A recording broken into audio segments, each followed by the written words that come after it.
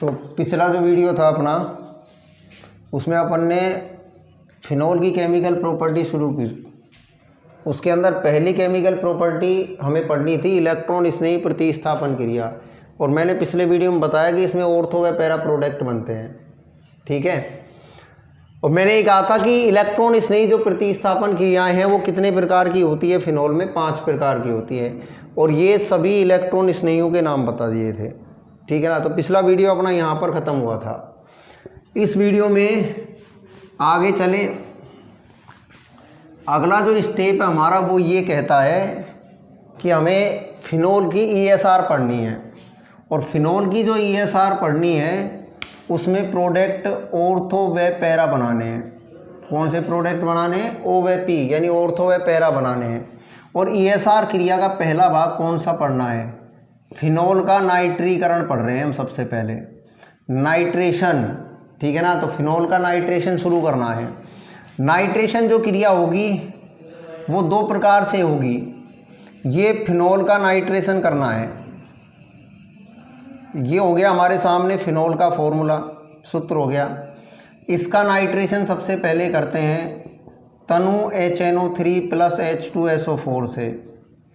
ठीक है, फिर वापस फिनोल का नाइट्रेशन, ये फिनोल है, इसका नाइट्रेशन अब की बार करते हैं हम तनु की जगह सांद्र HNO3 + H2SO4 से। तो फिनोल का नाइट्रेशन 2 प्रकार से हो गया। हम नाइट्रीकरण पढ़ रहे हैं फिनोल का, एक तो तनु HNO3 H2SO4 से करना है, दूसरा सांद्र HNO3 व H2SO4 से करना है। जब तनु HNO3 से होगा तो फिनोल के नाइट्रेशन से ऑर्थो व पैरा बनेंगे, यानी NO2 ऑर्थो पर जुड़ेगा और NO2 पैरा पर जुड़ेगा। इसमें NO2 एक ऑर्थो पर जुड़ेगा और एक NO2 पैरा पर जुड़ेगा। ठीक है, नाइट्रेशन में। और जब सांद्र HNO3 से नाइट्रेशन करेंगे तो NO2 को वहाँ पर जोड़ो जहाँ पर फिनोल के अनुनाद में माइनस आता है। अब फिनोल में एक बार माइनस यहाँ था, एक यहाँ था, एक यहाँ था। जब सांद्र HNO3 से होगा तो NO2 हमें अधिक इलेक्ट्रॉन घनत्व पर जोड़ना है।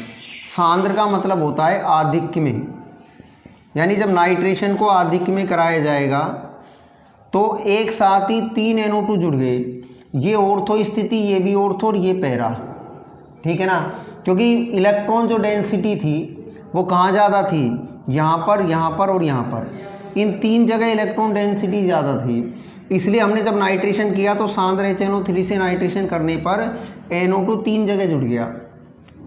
इसे क्या कहते हैं? इसे कहते हैं ऑर्थो नाइट्रोफिनोल। इसका नाम होता है ऑर्थो नाइट्रोफिनोल। और इसे कहते हैं पैरा नाइट्रोफिनोल। इसका नाम होता है पैरा नाइट्रोफिनोल। ठीक है, तो इससे क्या हुआ कि जब फिनोल का नाइट्रीकरण तनु HNO3 से होता है, मतलब जब नाइट्रेशन कम मात्रा में होता है तो ऑर्थो व पैरा प्रोडक्ट बनते हैं, यानी ऑर्थो नाइट्रोफिनोल बनता है व पैरा नाइट्रोफिनोल बनता है।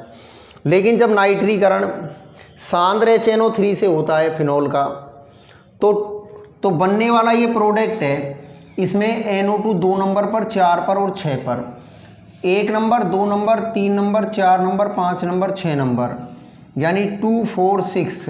NO2 कहाँ पर है? 2 पर, 4 पर और 6 पर। 2, 4, 6 ट्राई नाइट्रोफिनोल।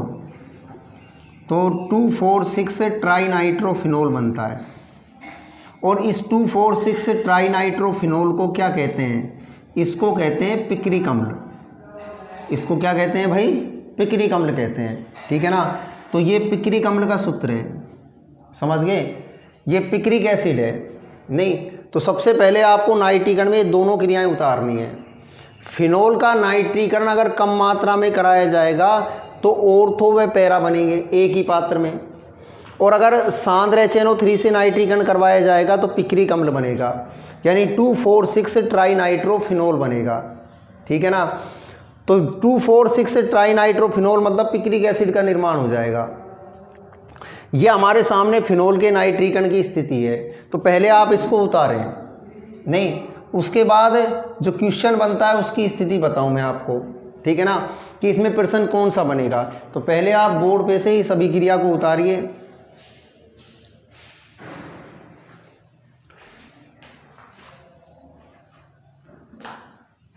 हो गया ये। इसके बाद ये देखो, आपने फिनोल के नाइट्रीकरण से एक ऑर्थो और एक पैरा प्रोडक्ट बनाया था। ये फिनोल में ऑर्थो नाइट्रोफिनोल है, ये ऑर्थो नाइट्रोफिनोल की संरचना है, और ऑर्थो नाइट्रोफिनोल में इसका H और इसका O ये बॉन्ड है। इस बंध को कहते हैं अंत्य अणुक H बंध। ये कौन सा बॉन्ड होता है? अंत्य अणुक हाइड्रोजन बॉन्ड होता है। और ये जो पैरा है, पैरा, ये जो पैरा नाइट्रोफिनोल है OH और NO2, इसके अंदर जो हाइड्रोजन बॉन्ड होता है वो होता है अंतरा आणविक। उसमें कौन सा हाइड्रोजन बॉन्ड होता है? अंतरा आणविक H बंध। नहीं, उसके अंदर अंतरा आणविक हाइड्रोजन बॉन्ड पाया जाता है तो उसमें अंतरा आणविक हाइड्रोजन बॉन्ड पाया जाता है। और इसमें कौन सा बॉन्ड होता है? अंत्य अणुक हाइड्रोजन बॉन्ड होता है।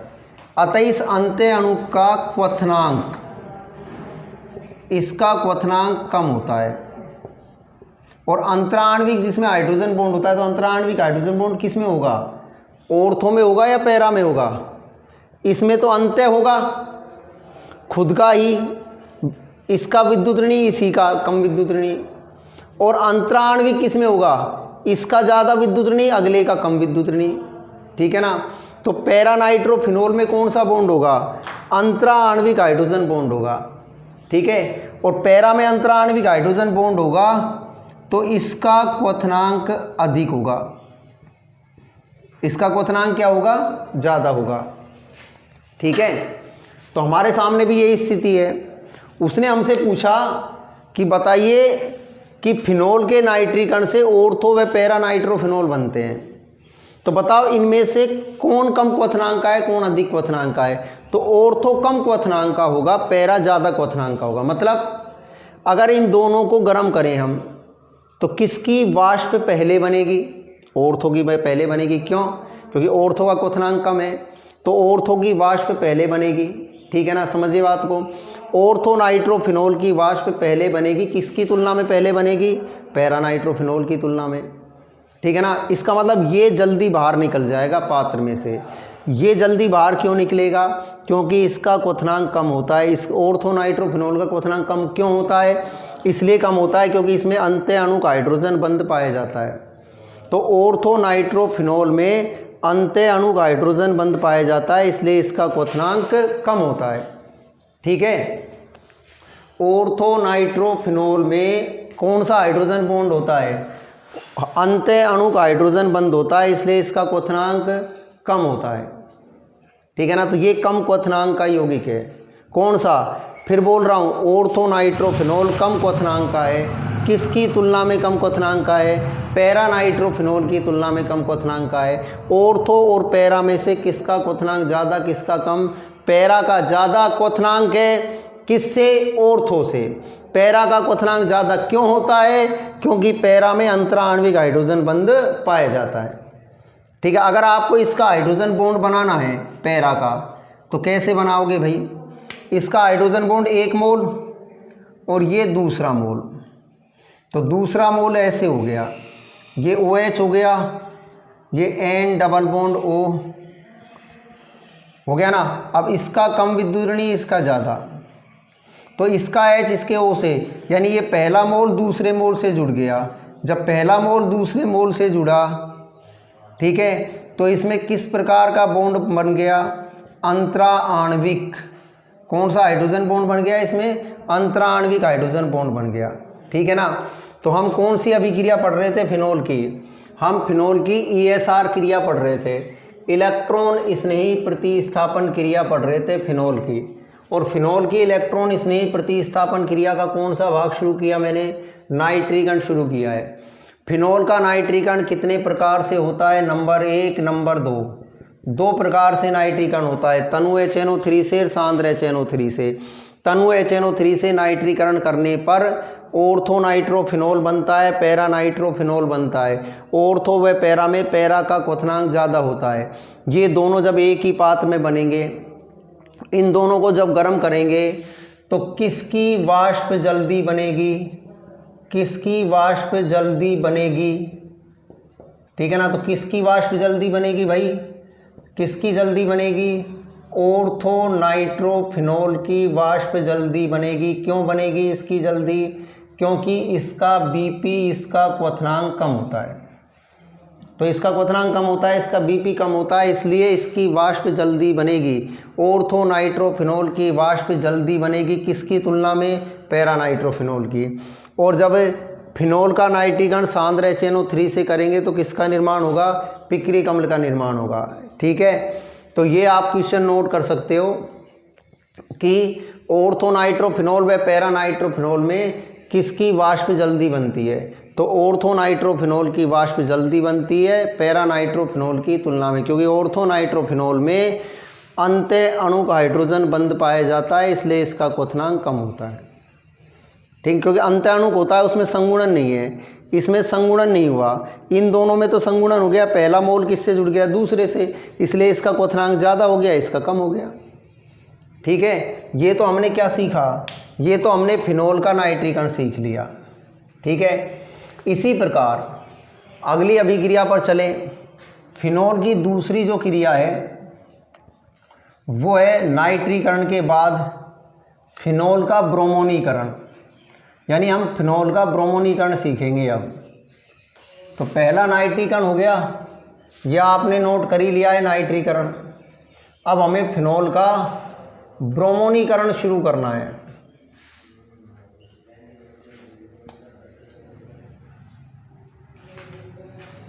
ठीक, अब हमें बी क्रिया पढ़नी है, फिनोल का ब्रोमोनीकरण। और फिनोल का ब्रोमोनीकरण तनु Br2 कार्बन डाइसल्फाइड CH2, मतलब कम मात्रा में।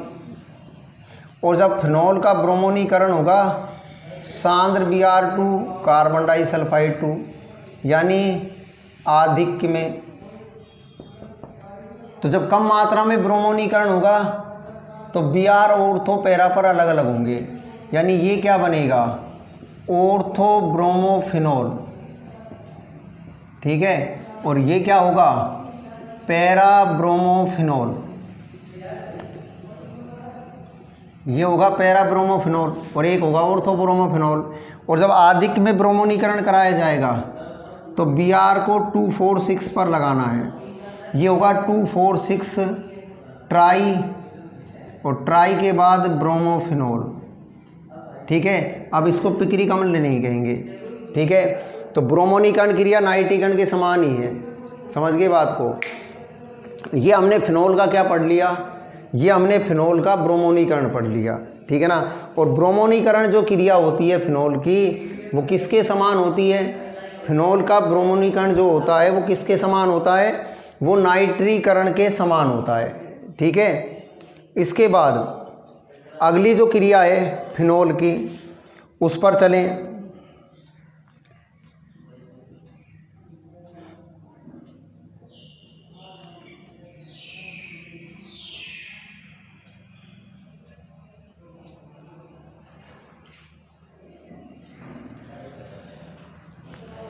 फिनोल की अगली क्रिया पर चले, नंबर C।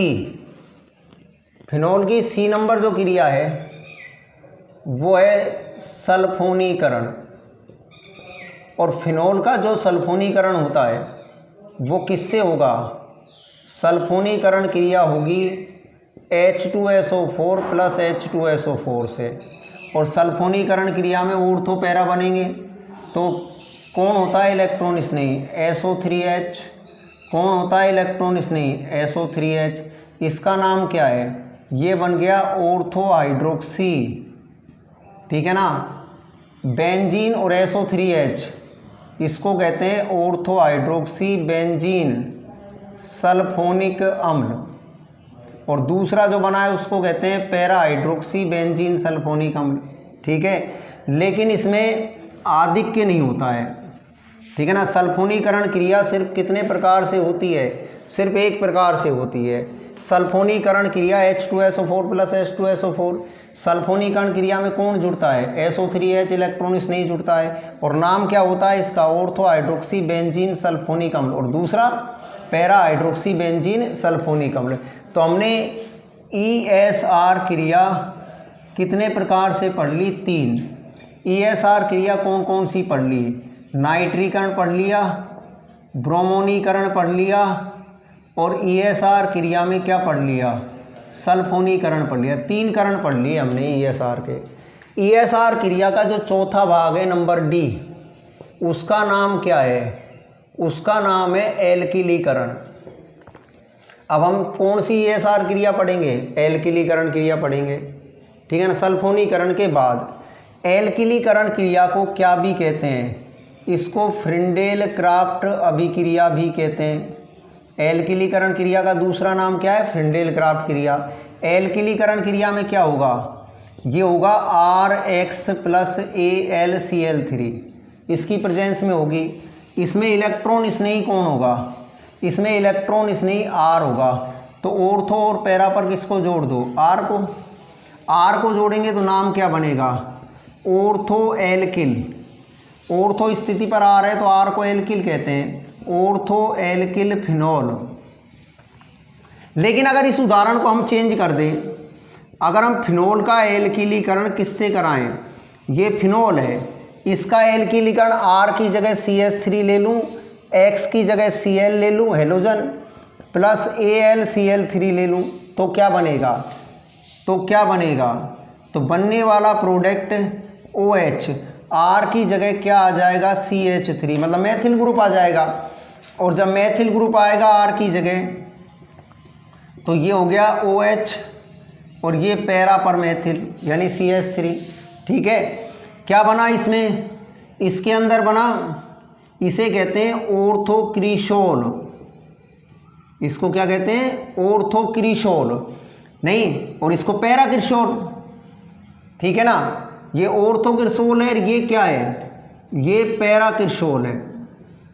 इसका दूसरा नाम क्या है, इसको कहते हैं ऑर्थो हाइड्रोक्सीटालुइन।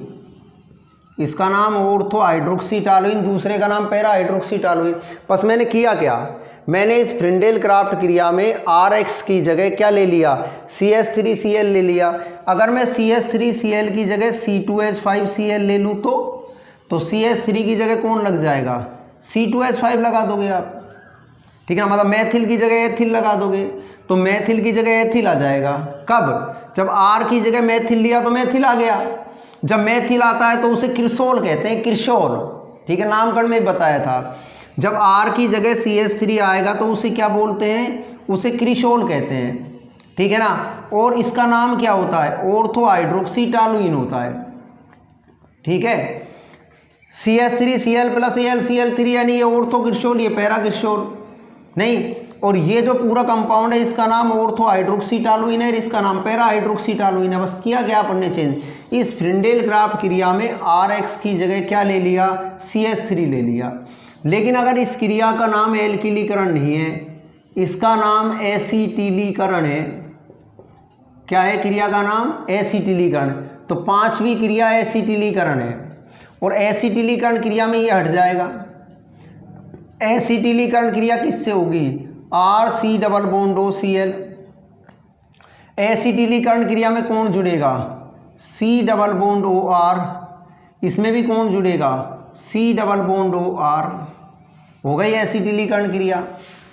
ठीक है ना, इसे भी फ्रिंडेल क्राफ्ट ही कहते हैं, एसिटिलीकरण क्रिया को भी। इसमें क्या हो जाएगा, R हटा दो, इस R की जगह क्या लिख दिया मैंने, CH3C डबल बॉन्ड OCl। हो गया ना, तो ये CH3C डबल बॉन्ड OCl हो गया। तो यहाँ पर क्या हो गया, C double bond O CH3। ये भी क्या हो गया, ये हो गया C double bond O CH3। इसका नाम क्या होता है, इसका नाम होता है ऑर्थो हाइड्रोक्सी, इसको कहते हैं एसीटोफिनोन। इसे क्या कहते हैं? ऑर्थो हाइड्रोक्सी एसीटोफिनोन, और इसको पैरा हाइड्रोक्सी एसीटोफिनोन। इसका नाम पैरा हाइड्रोक्सी एसीटोफिनोन। इसमें भी क्या किया अपन ने? आर हटा दिया, आर की जगह क्या ले लिया? CH3। तो बनने वाला प्रोडक्ट क्या हो गया? Ortho hydroxy acetophenone, para hydroxy acetophenone. ठीक है, तो ये हमारे सामने ESR क्रिया हो गई। ये ESR क्रिया कितने प्रकार की हो गई? 5। ठीक है, नाइट्रीकरण पढ़ लिया, ब्रोमोनीकरण पढ़ लिया, सल्फोनीकरण पढ़ लिया, एल्किलीकरण पढ़ लिया, एसिटिलीकरण पढ़ लिया। ठीक है ना। अब आप इन्हें आराम से रजिस्टर में उतार सकते हो, खुद भी उदाहरण बना सकते हो।